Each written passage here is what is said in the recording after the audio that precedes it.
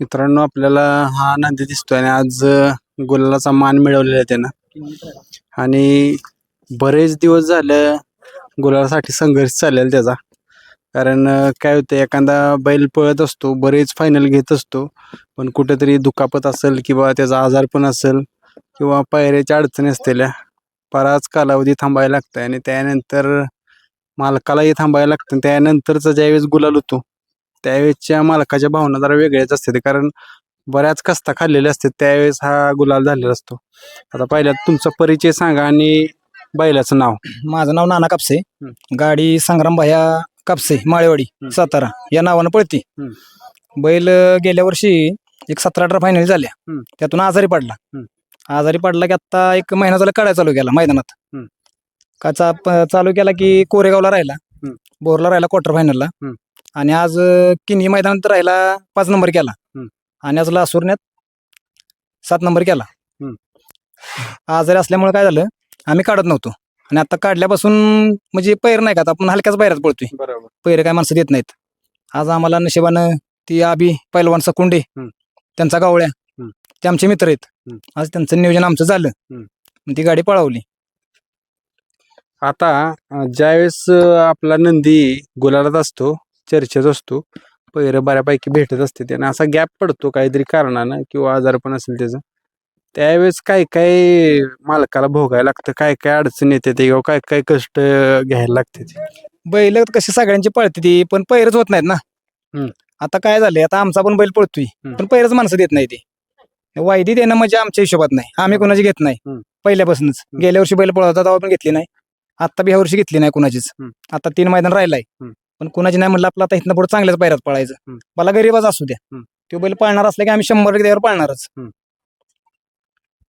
आता ह्याचा ठाम खांदा कुठला आहे नक्की? चंद्र डावा खान ठाम बाहेरनं हं. आणि उजवा आतनं. हं. पण शक्यतो आम्ही आतनं धाणाय चालू केलाय त्याला. आता हं. काय होतंय आता गाड्याला स्पर्धा चालू झाली का झाली हं. गाड्या पळणाऱ्या आता झाल्यात हं. आणि ह्यो गाडी असला की शक्यतो गाडी देत नाही. हं. त्यामुळे त्याला 2 खांदे आतनं सांगतो आम्ही. आता आज यश भेटलं बऱ्याच दिवसाचा संघर्ष संपला आज. हो संपला आज. दोन्ही बैल चांगलीच पाळणारी होती. हं. त्यामुळे पायरा आम्ही किनीतच केला. किनीत फायनलला राहिला. आम्ही ज्यांच्यावर राहिलं त्यांचा आधीच पायरा झाला होता. मग ह्या आबीला फोन केला म्हटलं असं आपली गाडी हाणायची. ती म्हणजे 100% हाणू.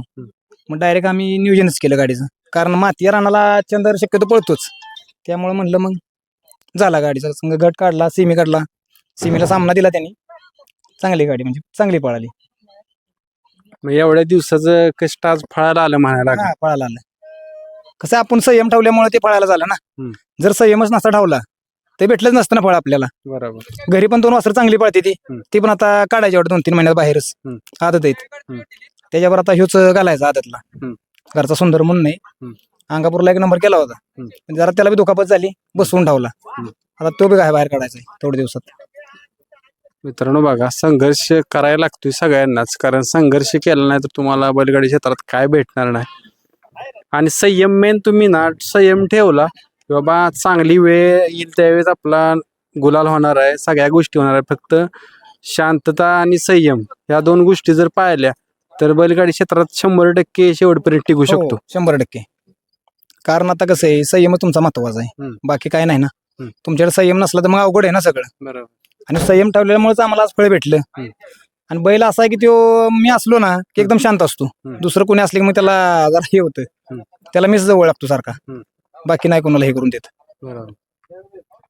काय आज काय भावना व्यक्त करचाल त्याच्याविषयी? तो पहिल्यापासून गुलालच होता.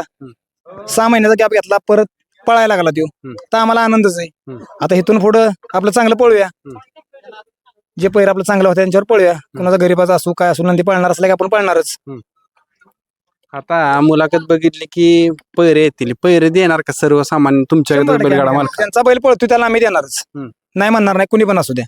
ज्यांचा बैल आत्ता पळतोय ना त्यांना आम्ही देणार 100%. म्हणजे कुणाचा पण असू द्या. पैऱ्यासाठी कसा बैल बघता हो? पैऱ्यासाठी काय आहे आता शेवटी बघा आता जो कुठला गुलाला बैल आहे आता चालवला तोच बघितला पाहिजे. माग बैल राहून मग काय होतं मग सगळी अडचणी होतात निर्माण. परत मग काय होतं बैल आपल्या बैलांना कमी पळाला किंवा काय झालंय की मग ती पैर होत नाही. ती माणूस पुढचा म्हणतो मग अवघड आहे ना. 5-6 वर्ष चालू आहे आता क्षेत्र बघताय तुम्ही. कसं होतं आता गुलाला बैलाचा पाय आता ह्याला सुद्धा तेव्हा ते काहीतरी घडल असं आहे ना ते. बघू आता इथून पुढं नियोजन कसं होतं कॉन्टॅक्ट नंबर देत चला बाई पहिल्यासाठी का नाही देऊया गरज की. तुमचं नाव आणि कॉन्टॅक्ट नंबर सांगा. माझं नाव नाना कापसे, राहणार माळेवाडी, सातारा.